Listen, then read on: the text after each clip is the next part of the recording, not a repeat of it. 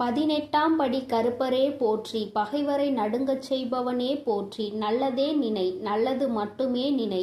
கருப்பசாமி பிள்ளைகளுக்கு இந்த அப்பனின் அன்பும் பாதுகாப்பும் என்றுமே 100% முழுமையாக இருக்கும். பிரச்சனைக்கு ஒரு அவசரமான செய்திகளை நான் கொண்டு வந்திருக்கின்றேன். என் தங்கமே, உன்னுடைய குலதெய்வத்தின் வாசலில் நின்று கொண்டு உனக்கு ஒருவர் இது போன்ற ஒரு காரியத்தை செய்து கொண்டிருக்கிறார். அவர் என்ன காரியம் செய்கிறார், எதற்காக செய்கிறார் என்பதை உனக்கு தெரிவிப்பதற்காகவும், இதனால் உன்னுடைய வாழ்க்கையில் உனக்கு என்ன நடந்து கொண்டிருக்கிறது என்பதை உனக்கு புரிய வைப்பதற்காகவும் வந்திருக்கின்றேன். என் தங்கமே, பொதுவாகவே இன்று இருக்கின்றவர்கள் எல்லோருமே குலதெய்வத்தினை கண்டு அதிகமாக பயப்படுவதில்லை. நாம் என்ன வேண்டுமானாலும் செய்யலாம், நம் குலதெய்வம் அதை கண்டுகொள்ள மாட்டார்கள். ஏனென்றால் நாம் அவர்களின் பிள்ளை அல்லவா. நாம் செய்கின்ற செயல்கள் எல்லாவற்றையுமே நம்முடைய குலதெய்வத்திடம் நாம் நியாயப்படுத்தி விடலாம் என்று நினைக்கின்றார்கள். அவர்களினுடைய இந்த சிந்தனை தான் இது போன்ற ஒரு காரியத்தை உனக்கு செய்ய தூண்டி இருக்கின்றது. என் தங்கமே, உனக்கு அவர்கள் என்ன செய்ய வேண்டும் என்று நினைத்தார்கள் தெரியுமா? உன்னுடைய வாழ்க்கையில் நீ செய்கின்ற அத்தனை விஷயங்களையும் தடுத்து நிறுத்துவதற்காக அவர்கள் பல முயற்சிகளை செய்து கொண்டிருக்கின்றார்கள். நீ இப்பொழுது செய்து கொண்டிருக்கின்ற வேளையில் நீ எந்த ஒரு முன்னேற்றத்தையும் அடைந்துவிடக் கூடாது என்று நினைக்கின்றார்கள். அது மட்டுமல்ல, நீ என்ன செய்தாலும் அது உனக்கு எந்த விதமான பலனையும் கொடுத்துவிடக் கூடாது என்றும் நினைக்கின்றார்கள். எப்படி அவர்கள் நினைக்கின்ற விஷயங்கள் உன்னுடைய வாழ்க்கையில் எப்படியும் ஈடேறி விட வேண்டும் என்று அவர்கள் துடித்துக் கொண்டிருக்கின்றார்கள். எத்தனையோ முயற்சிகளை செய்தும் அது பலன் கொடுக்காமல் போனதால் தான் கடைசியாக இப்பொழுது உன் குலதெய்வத்தின் முன்னால் வந்து நின்று கொண்டிருக்கின்றார்கள். தம்முடைய குலதெய்வத்திடம் நாம் சொன்னால் அந்த காரியம் நம் வாழ்க்கையில் நிச்சயமாக நடந்துவிடும். நாம் நினைத்தது போல அவர்கள் வாழ்க்கையை அழித்து விடலாம் என்று நினைக்கின்றார்கள். அவர்கள் இப்படி நினைப்பதற்கு பலன் அவர்களுக்கு என்ன கிடைத்திருக்கிறது தெரியுமா? இத்தனை நாட்களும் மற்றவர்கள் மூலமாக உனக்கு அவர்கள் செய்த வினைகள் எதுவுமே பலிக்காமல் போனதற்கு காரணம் என்னவென்று அவர்களுக்கு புரியவில்லை. அதனால்தான் உன்னுடைய குலதெய்வத்திடமே உன் வாழ்க்கையை அழிக்க சென்று நின்று கொண்டிருக்கின்றார்கள். ஆனால் உண்மையான விஷயம் என்னவென்றால், அவர்கள் உனக்கு செய்த காரியத்தை எல்லாவற்றையுமே உன்னை நெருங்க விடாமல் முறியடித்ததே உன்னுடைய குலதெய்வம்தான். அது புரியாமல் குலதெய்வத்தின் வாசலில் நின்று கொண்டு உனக்கு இந்த செயலை செய்ய துணிந்து நிற்கின்றார்கள். இனி எப்படி இதிலிருந்து அவர்களை மீட்டெடுக்க வேண்டும் என்றுதான் இந்த தாயானவள் ஒரு யோசனையோடு இப்பொழுது உன் முன்னால் வந்து நின்று கொண்டிருக்கின்றேன். ஏனென்றால் இதை செய்ய நினைப்பவர்கள் வேறு யாரும் கிடையாது, உன்னுடைய குடும்பத்தில் இருக்கின்ற ஒரு உறவுதான். என் தங்கமே, அந்த உறவானது என்ன செய்கிறது தெரியுமா? கோயிலுக்கு செல்லும் பொழுதெல்லாம் தன்னுடைய வேண்டுதல்களை வைப்பதோடு மட்டுமல்லாமல் தனக்கு என்ன வேண்டும் என்று கேட்பதோடு விடுத்து உன் வாழ்க்கையை அழிக்க வேண்டும் என்பதை பற்றி மட்டுமே கேட்டுக் கொண்டிருக்கின்றார்கள். எந்த ஒரு சூழ்நிலையிலும் உனக்கு நல்லது நடந்துவிடக் கூடாது, எந்த ஒரு சூழ்நிலையிலும் சந்தோஷமாக நீ வாழ்ந்துவிடக் கூடாது என்று அவர்கள் உறுதியாக நினைக்கின்றார்கள். இப்படி நினைப்பதன் பலனாக அவர்கள் வாழ்க்கையில் என்ன நடந்திருக்கிறது என்று கேட்பாயானால், சில காலமாகவே அவர்கள் வாழ்க்கையில் ஏதோ ஒரு தடமாற்றங்கள் நடந்து கொண்டிருக்கின்றது. அவர்கள் ஒன்று நினைக்க அவர்கள் வாழ்க்கையில் நடப்பது வேறொன்றாக இருக்கிறது. அவர்களின் வாழ்க்கையில் பிரச்சனைகள் வர வர அவர்கள் தெய்வத்திடம் சென்று என் பிரச்சனைகள் தீர்த்து கொடுங்கள் என்று கேட்கவில்லை. எனக்கு மட்டும் இத்தனை பிரச்சனைகளை கொடுக்கின்றாயே, அவர்களுக்கு ஏதாவது ஒரு பிரச்சனைகளை கொடுக்க கூடாதா என்றுதான் கேட்கின்றார்கள். இப்படி நினைக்கின்ற மனிதர்களை நாம் என்ன செய்ய முடியும்? என் தங்கமே, ஒரு முறை அல்ல, 2 முறை அல்ல, பல முறை அவர்களுக்கு எச்சரிக்கைகள் கொடுக்கப்பட்டது. இது போன்று செய்யக்கூடாது என்று அவர்களுக்கு உணர்த்தப்பட்டது. ஆனால் அதையெல்லாம் அவர்கள் கேட்டுக்கொள்வதாக இல்லை. அதனால்தான் இன்று அவர்கள் வாழ்க்கையில் மிகப்பெரிய பிரச்சனையை அவர்கள் சந்தித்து கொண்டிருக்கின்றார்கள். இன்று அவர்கள் சந்திக்கின்ற பிரச்சனையினால் உன் வாழ்க்கை சரியாகிவிட்டது. அவர்கள் தெரிந்தோ தெரியாமலோ செய்த ஒரு விஷயத்தினால் உனக்கு தெய்வம் துணையாகி விட்டது. அம்மா சொல்கின்ற விஷயம் உனக்கு புரிகிறதா? என் தங்கமே, ஒருவர் உன்னை கெடுக்க வேண்டும் என்று நினைத்து உன்னை சுற்றி சுற்றி வந்து உன் வாழ்க்கையில் எதையாவது செய்துவிட வேண்டும் என்று நினைக்கின்றார்கள் என்றால் அந்த நேரத்தில் தெய்வம் உனக்கு துணையாக நிற்கும் என்பதை முதலில் நீ புரிந்து கொள்ள வேண்டும்.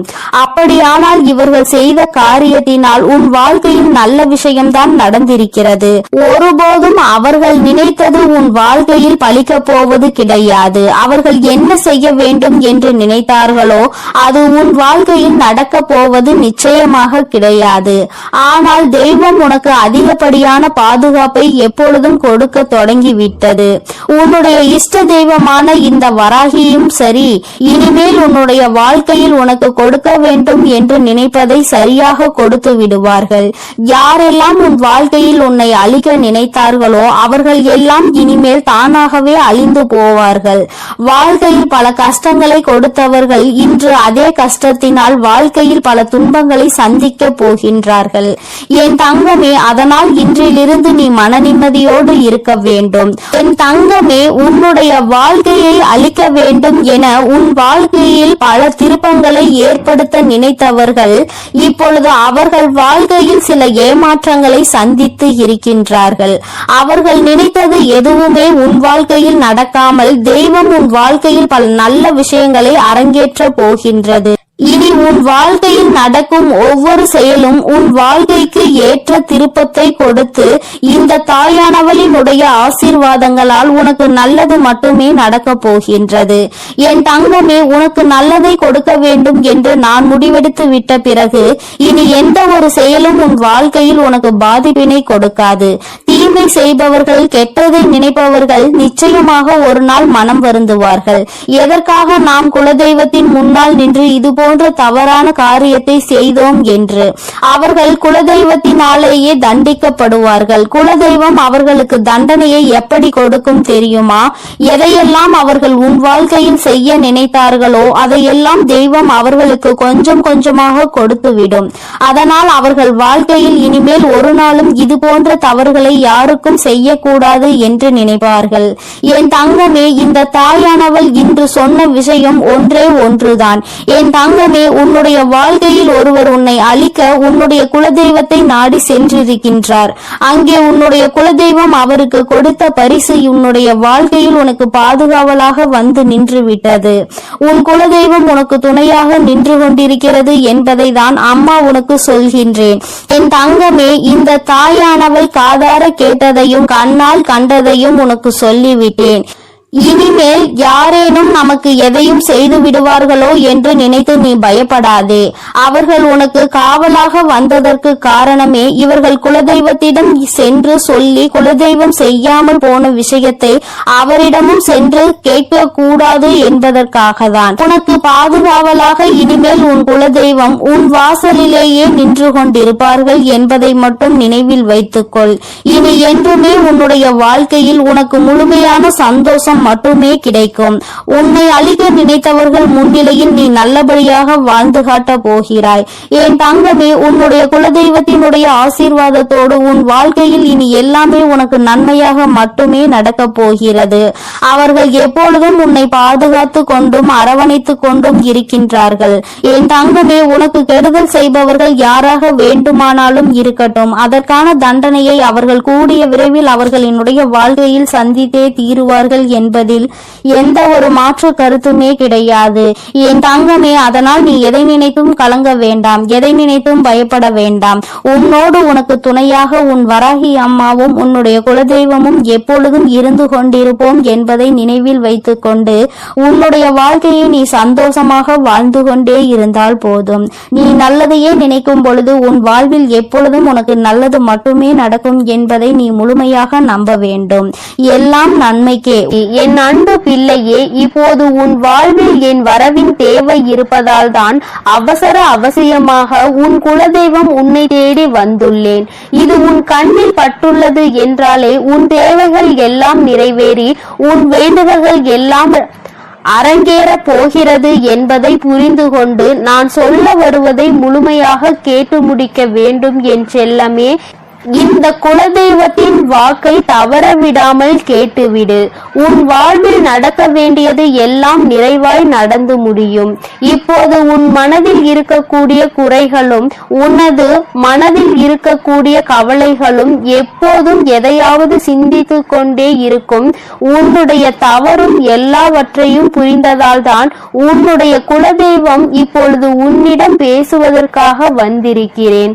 உன்னிடம் சொல்லி தைரியத்தையும் சமாதானத்தையும் கொடுப்பதற்காக அவசரமாக ஓடோடி வந்தேன். நீ பல நேரங்களில் என்னை நினைப்பதையும் வணங்குவதையும் மறந்து விடுகிறாய். ஆனால் உன் குலத்தை காக்கும் உன் குலதெய்வம் நான் எப்படி உன்னை மறக்க முடியும்? நீ என்னுடைய வம்சம் அல்லவா? நீ என்னுடைய சன்னதி அல்லவா? உன்னை எப்படி நான் வெறுக்க முடியும்? நான் நிச்சயம் உன்னை காப்பாற்றுவதற்காக கடமைப்பட்டுள்ளேன். உன்னுடைய பிரச்சனைகளில் இருந்து உன்னை மீட்டெடுப்பதற்காக ஓடோடி வந்துள்ளேன். நித்தமும் ஏதாவது ஒரு வகையில் நல்லது நடந்துவிடும் என உன் வராகி அம்மாவை நீ வணங்கி கொண்டிருக்கிறாய். ஆனால் எதுவும் நல்லது நடக்கவில்லையே என மனதிற்குள் வருத்தத்தோடு சுற்றி திரிகிறாய். இப்போது நானே உன்னை தேடி வந்து விட்டேன். உன் மனமானது நான் சொல்வதை முழுமையாக கேட்டாலும் கூட அதை எந்த அளவிற்கு நீ நம்பிக்கையோடு ஏற்றுக்கொள்கிறாய் என்பதை உன்னால் அறிய முடியும் தானே. இப்போது நான் உனக்கு என்ன சொன்னாலும் என்ன செய்தாலும் உன் யோசனைகள் எல்லாம் உன்னுடைய பிரச்சனைகளை பற்றியும் நீ நினைத்த காரியத்தை பற்றியும் தானே இருக்கிறது. பிரச்சனைகளில் இருந்து எப்படி வெளிவர போகிறோம், நான் நினைத்த காரியத்தில் எப்படி வெற்றியை அடைய போகிறேன் என்று நித்தமும் நீ சிந்தனையில் மூழ்கி இருப்பதால் எதையும் யோசிக்க முடியாமல் தெளிவான முடிவு எடுக்க முடியாமல் தடுமாறுகிறாய். உன்னுடைய எல்லா பிரச்சனைகளுக்குமான தீர்வை உன்னால் மனதிற்குள் அமர்ந்து கொண்டு நான் சொல்லிக் கொண்டே இருப்பதன் ஏன் உன்னால் கேட்க முடியவில்லை? என் செல்லமே, என் மீது அசைக்க முடியாத ஆழமான நம்பிக்கை வைத்திருப்பவர்களில் நான் ஒருபோதும் தோற்று போக விடமாட்டேன். நீ பல நேரங்களில் என்னை வணங்கியது கிடையாது. உன் குலதெய்வம் நான் தான் என்பதை கூட நீ யோசித்து உணர்ந்தது கிடையாது. ஆனால் உன்னை பெற்றவர்கள் அப்படி இல்லையே. அவர்கள் பலமுறை என்னை வணங்கி இருக்கிறார்கள். எனக்காக பல பிரசாதங்களை படைத்திருக்கிறார்கள். என்னையும் என் குடும்பத்தையும் நீங்கள் தான் காப்பாற்ற வேண்டும் என பொறுப்பை என்னிடம் ஒப்படைத்து இருக்கிறார்கள். அப்படி இருக்கும் போது நான் எப்படி உன்னை சும்மா விட்டுவிட முடியும்? அதனால் தான் உனக்கும் உன் குடும்பத்திற்கும் உன் வாழ்க்கைக்கும் உன்னை சுற்றி இருக்கக்கூடிய உறவுகளுக்கும் நல்லது செய்வதற்காக ஓடோடி வந்துள்ளேன்.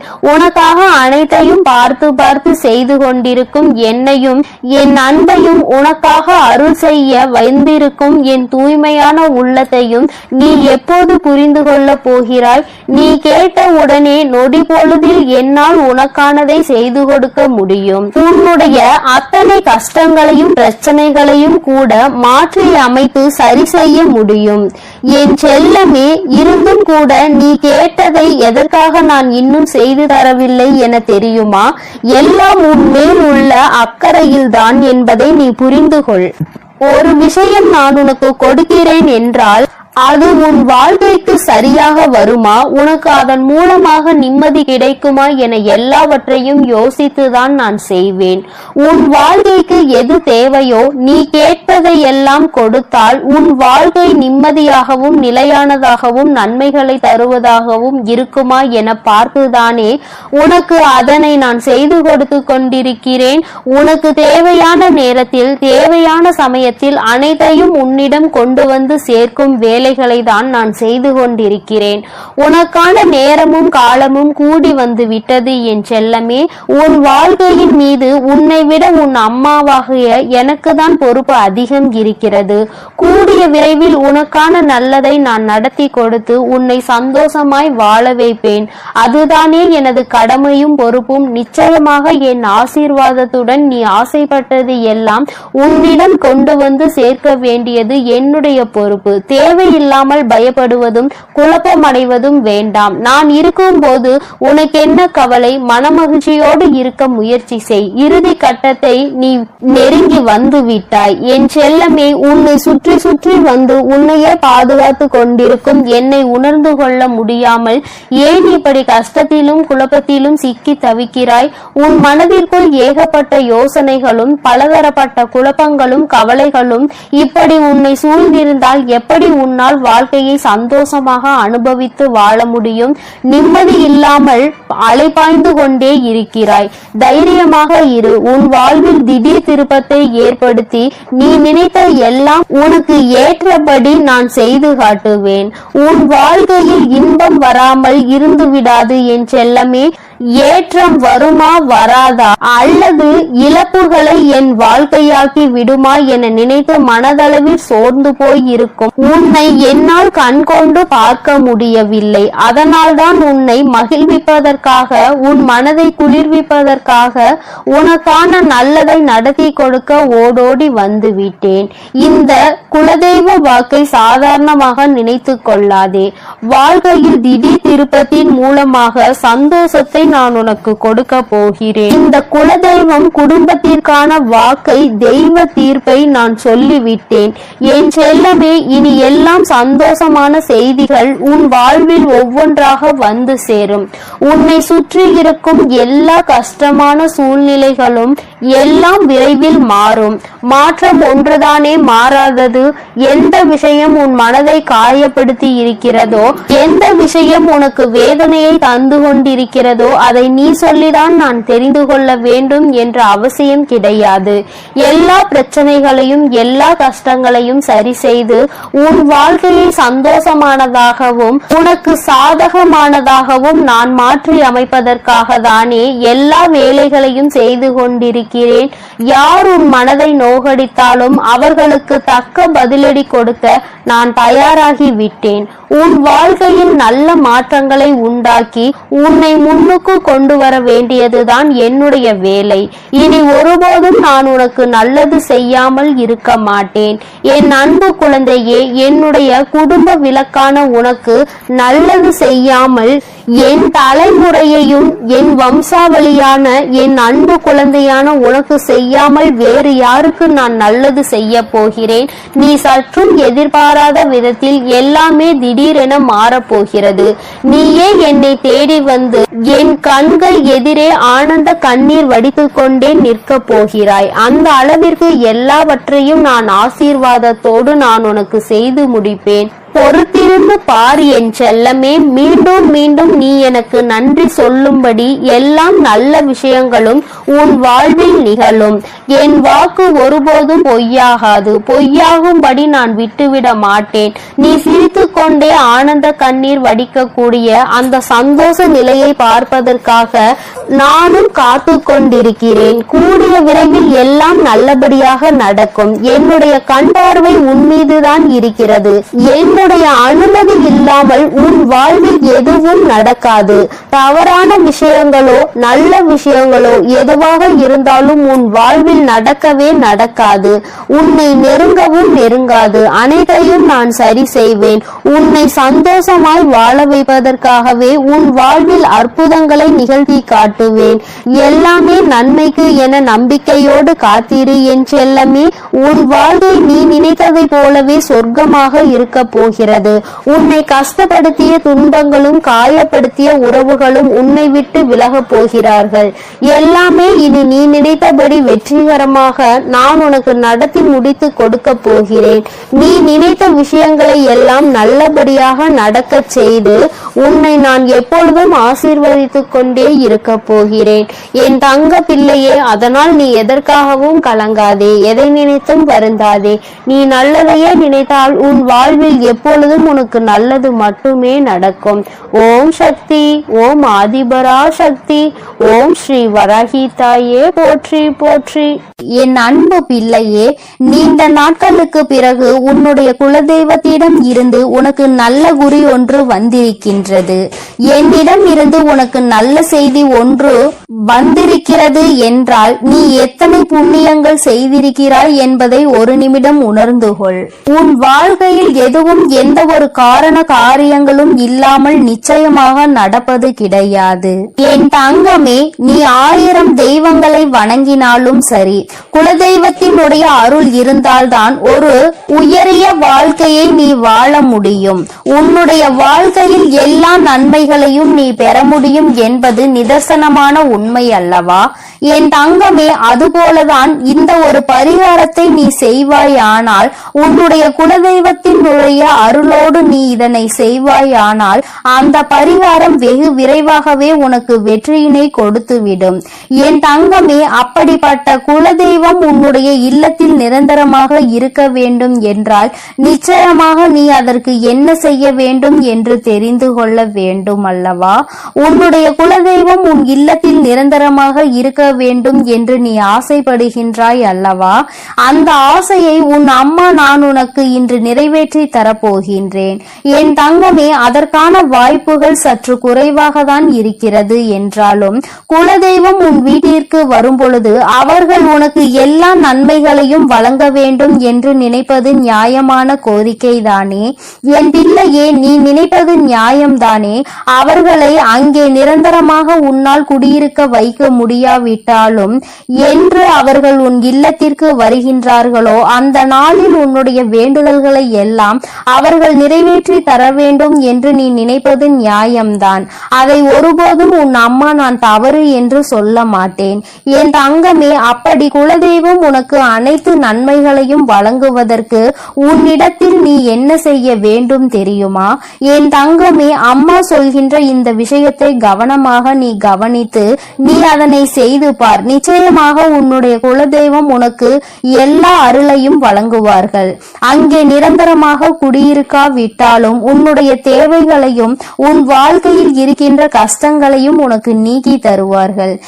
என் தங்கமே, ஒரு எலுமிச்சை பழமும் ஒரு 3 1 நாணயங்களும் உன்னிடத்தில் இருந்தால் போதும். இந்த பரிகாரத்தை வளர்பிறையில் வரக்கூடிய வெள்ளிக்கிழமை அன்று நீ செய்ய வேண்டும்.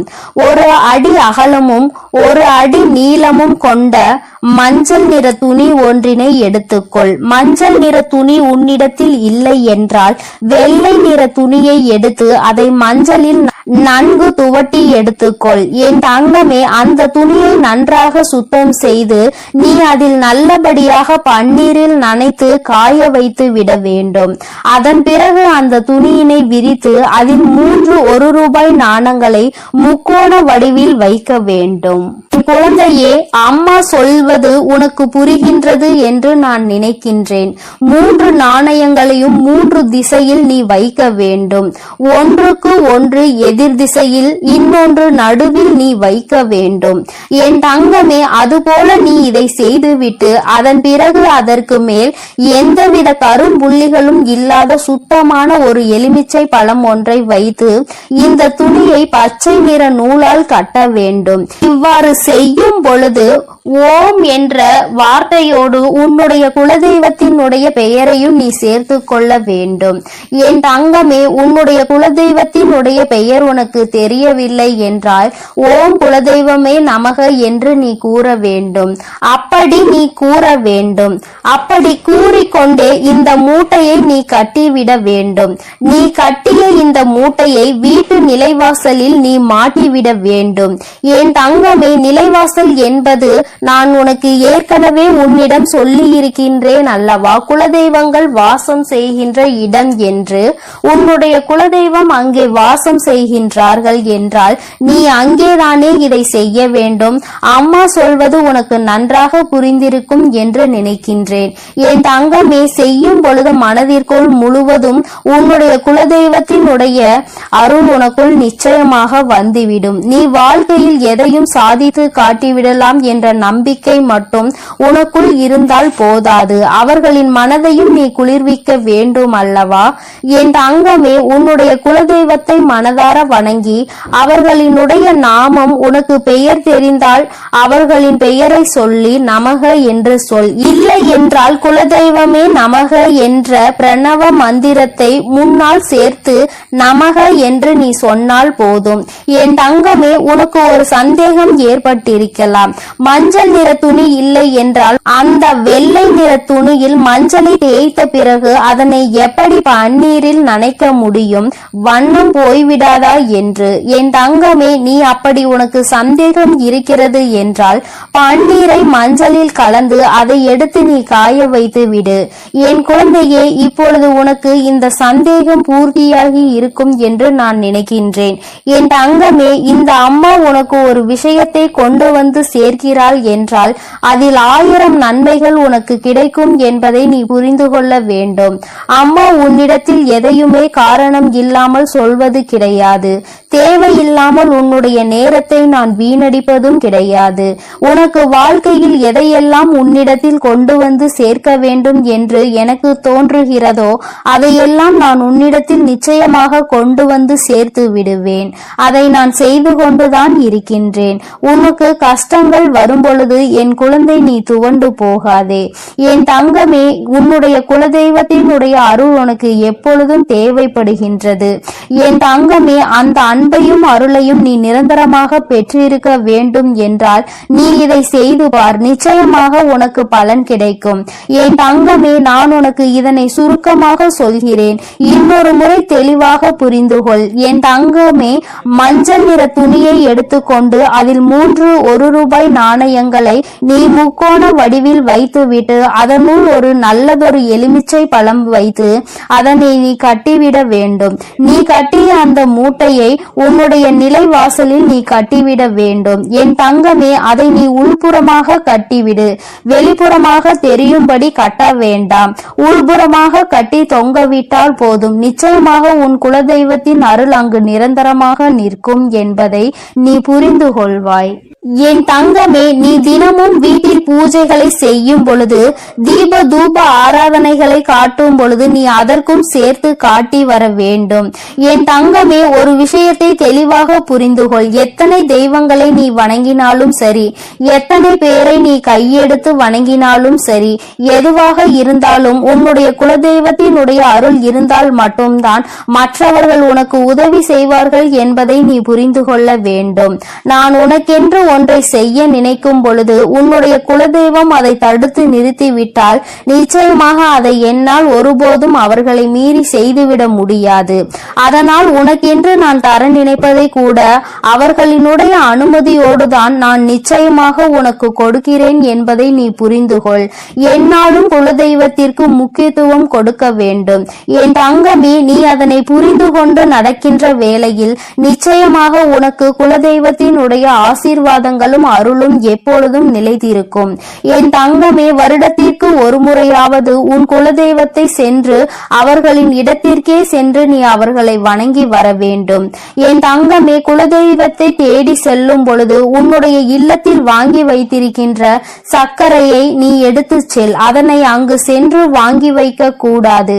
குலதெய்வ கோயிலுக்கு செல்லும் பொழுது எந்த பொருளையும் நீ கொண்டு செல்வதாக இருந்தாலும் அதை ஏற்கனவே உன்னுடைய இல்லத்தில் வாங்கி வைத்து எடுத்து செல்வதாக தான் இருக்க வேண்டுமே தவிர அங்கு சென்ற பிறகு அந்த இடத்தில் இருந்து வாங்கி நீ அவர்களுக்கு அதனை கொடுக்க கூடாது. என் தங்கமே, உன்னுடைய குலதெய்வத்திற்கு எப்பொழுதும் உன்னுடைய இல்லத்தில் இருந்துதான் நீ செய்ய வேண்டிய காரியங்களை எல்லாம் எடுத்து செல்ல வேண்டும். இதுவெல்லாம் நீ ஏற்கனவே அறிந்ததாக இருந்தாலும் அம்மா மீண்டும் உனக்கு ஒருமுறை ஞாபகப்படுத்துகிறேன். இந்த தாயானவள் உன் வாழ்க்கையில் வந்த பிறகு என் பிள்ளையின் வாழ்க்கையில் ஏதேனும் மாற்றங்கள் ஏற்பட்டிருக்கிறதா என்று நீ ஒருமுறை சிந்தித்து பார். என் தங்கமே, இந்த நல்ல நாளில் நீ மனமகிழ்ச்சியோடு இருக்க வேண்டும். எந்த ஒரு விஷயத்திலும் மனம் கலங்காமல் நீ நிச்சயமாக உன்னுடைய பூஜைகளை எல்லாம் நல்லபடியாக செய்து முடிக்க வேண்டும். உன்னுடைய நம்பிக்கையை ஒருபோதும் நீ குறைய விட்டு விடாதே. உன்னுடைய மனதிற்கு எல்லாமே நல்லபடியாக தான் நடக்கும் என்பதில் எந்த ஒரு மாற்று கருத்துமே கிடையாது. நல்ல எண்ணங்களையும் நல்ல சிந்தனைகளையும் கொண்ட என்னுடைய பிள்ளை, வாழ்க்கையில் நிச்சயமாக நல்லதொரு நிலையை நீ அடைய போகின்றாய். நீ நினைத்த விஷயங்கள் எல்லாம் உன் கைகளில் வந்து சேர போகின்றது. அம்மா சொல்வதை எல்லாம் உடனடியாக நடக்கவில்லை என்றாலும் அது வெகு விரைவாகவே உன் வாழ்க்கையில் நடக்கும். உன்னுடைய நம்பிக்கையை எந்த அளவிற்கு நீ உயர்த்தி கொள்கின்றாயோ அந்த அளவிற்கு அனைத்தும் உன்னை வந்து விரைவாக சேரும் என்பதை நீ மறந்து விடாதே. என் அன்பு பிள்ளைக்கு உன்னுடைய குலதெய்வத்தினுடைய ஆசீர்வாதங்களும் உன் வராகி அன்னையினுடைய ஆசீர்வாதங்களும் எப்பொழுதும் முழுமையாக கிடைக்கும். என் தங்கமே, அதனால் நீ எதற்காகவும் கலங்காதே, எதை நினைத்தும் வருந்தாதே. நீ நல்லதையே நினைத்தால் உன் வாழ்வில் எப்பொழுதும் உனக்கு நல்லது மட்டுமே நடக்கும். ஓம் சக்தி, ஓம் ஆதிபரா சக்தி, ஓம் சக்தி, ஓம் ஆதிபரா. என் அன்பு பிள்ளைக்கு இந்த கருப்பனின் ஆசீர்வாதமும் அன்பும் என்றுமே முழுமையாக இருக்கும். வேண்டும் வரம் தருபவனே போற்றி, வேட்டை பிரியனே போற்றி போற்றி.